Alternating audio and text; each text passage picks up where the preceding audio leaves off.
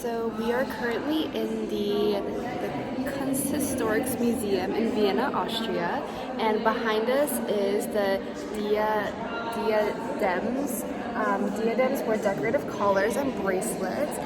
This artifact is from the Egyptian period, and pieces like these were often from Egypt, Greece, and Rome.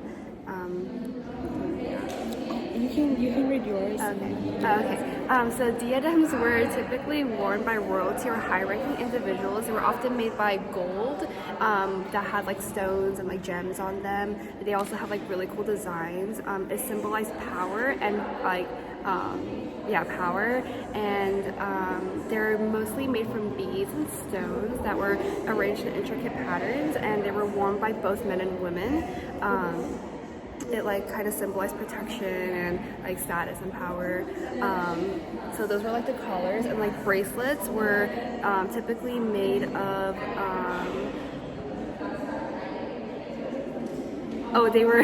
they kind of symbolized like animals and gods in a lot of geometric pattern.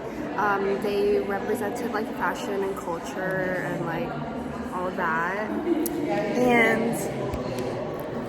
And so just a little bit behind, like a little bit more historical relevance of why these were so important. As she mentioned, the jewelry was just a clear indicator of the status and wealth in which the person who wore them held. It had religious and protective functions. Many pieces of the jewelry, including the diadems, were believed to have protective properties, often inscribed with symbols and amulets to ward off evil spirits. When they started being used, diadems had begun found dating back to the early dynastic period, the 3100 BCE, and they were often worn by royalty and high-ranking officials. Diadems were primarily worn by pharaohs, queens, and occasionally by high-ranking nobles. They were often part of ceremonial attire and depicted in various forms of art and sculpture. The outer significance, the designs on diadems often held significance, meaning, for example, the uraeus, the cobra, symbolized sovereignty. How do you say that? Sovereignty. Sovereignty. Royalty and divine authority.